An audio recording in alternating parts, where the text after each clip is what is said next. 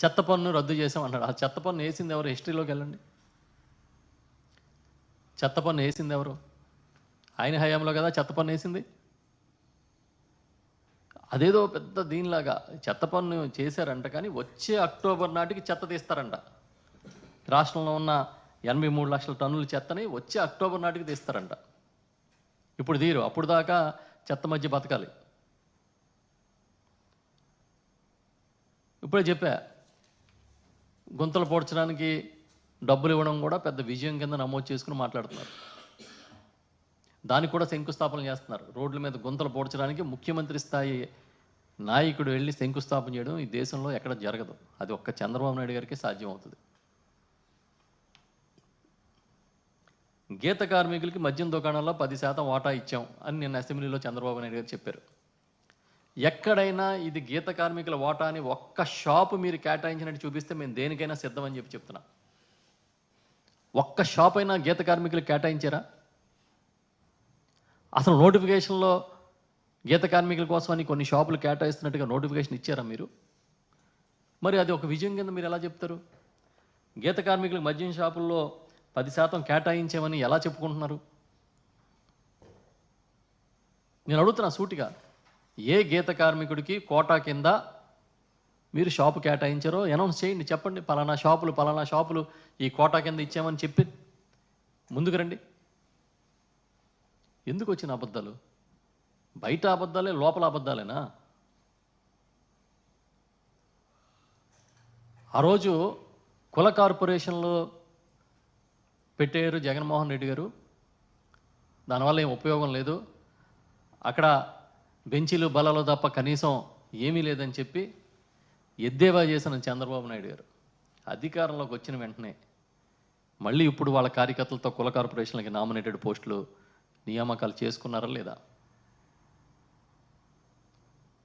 మరి కుల కార్పొరేషన్లని తప్పుపట్టినప్పుడు మీరు నియామకాలు ఎలా చేశారు?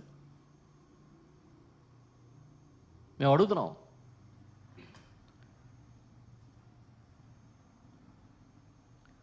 ఇంకొక పచ్చాబద్ధం నిన్న అసెంబ్లీలో, చేనేత మీద జిఎస్టీ ఎత్తేసామని చెప్తున్నారు.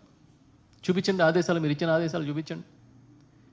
చేనేత మీద జిఎస్టీని ఎత్తినట్టుగా మీరు ఆదేశాలు ఇస్తే చూపించమని చెప్పి నేను డిమాండ్ చేస్తున్నా.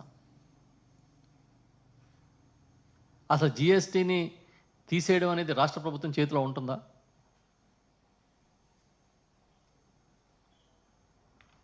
ఇదే కాదు, అన్నీ ఇప్పుడు గృహ నిర్మాణానికి గ్రామాల్లో 3 సెంట్లు, పట్టణాల్లో 2 సెంట్లు ఇచ్చే కార్యక్రమానికి శ్రీకారం చుట్టాం. శ్రీకారం చుట్టడం అంటే ఏంటి? ఎక్కడన్నా ఒక్క సైట్ అన్నా ఇచ్చి ఇదిగో ఈ శంకుస్థాపన చేసాం, శ్రీకారం చుట్టామని చెప్తారు. ఇది ఎక్కడ చుట్టారు? పేపర్లోనా? ఫైల్లోనా?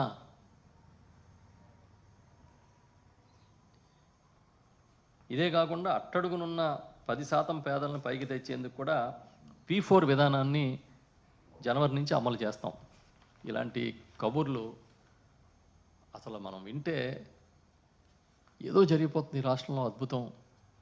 ఈ రాష్ట్రం తెల్లారేటప్పటికే స్వరూపం మార్చుకుంటుందేమో అన్నంత ప్రచారం చేసే శక్తి చంద్రబాబు నాయుడు గారికి, ఆయన మద్దతు మీడియా, అనుకూలమైన మీడియా, ఆయన ఎల్లో మీడియాకు ఉంది కనుక ఇవన్నీ జరుగుతున్నాయి.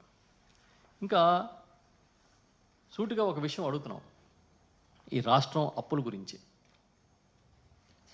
మేము గత వారం రోజులు అసెంబ్లీ చూసిన తర్వాత ఈ రాష్ట్ర ప్రజలకి ఒక గందరగోళాన్ని మీరు క్రియేట్ చేశారు. బడ్జెట్లో మీరు 6,46,000 కోట్ల అప్పులు ఉన్నట్టుగా చూపించారు.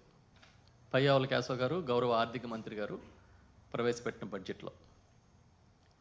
చంద్రబాబు నాయుడు గారు అదే అసెంబ్లీలో లేచి 9.5 లక్షల కోట్ల అప్పులు ఉన్నాయి, కావాలంటే నేను చూపిస్తానని చెప్పి ఆయన చెప్తారు.